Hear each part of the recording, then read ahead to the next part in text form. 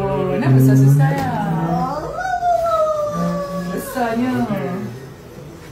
Tengok Abang Maman. Kasihan. Abang Nika, kalau cakap dia pun tak ingat anniversary. Itu 80 tahun kahwin dah.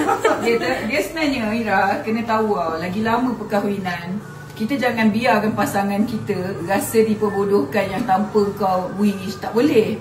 Lagi lama kahwin, lagi kau kena pegang isteri kau tu elok-elok. Bahaya kalau buat tak tahu. Bahaya. Habis tu kalau aku je.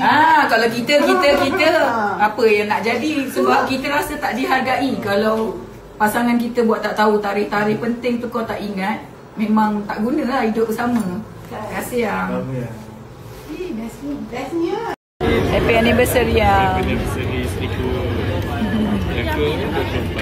Yang 24 tahun terus kita punya rumah.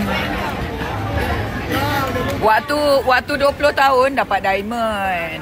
Takkanlah makin lama tak ada ke dia. Masa diamond tu ke-20 kan? Ya. Comel kakak.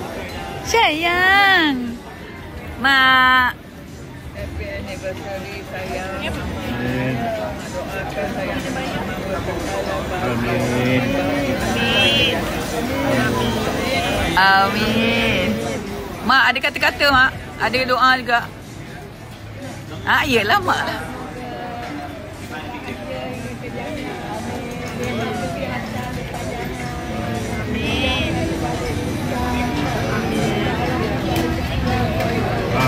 Amin. Macam wish birthday lah. Era. Ayo, handsome boy, handsome boy. Duduk.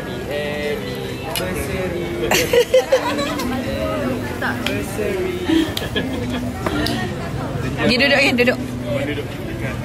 Alhamdulillah. Makan. Sempena anniversary 24 tahun. Makan besar kita.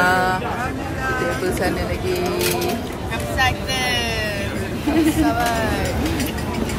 Sabar.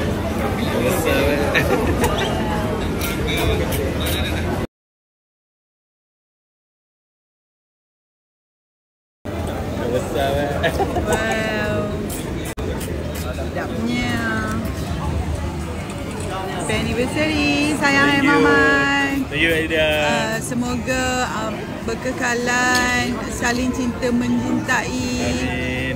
Lepas tu saling hormat menghormati. Akak doakan semoga you all berbahagia selalu. Amin. Thank you Aida. Aida.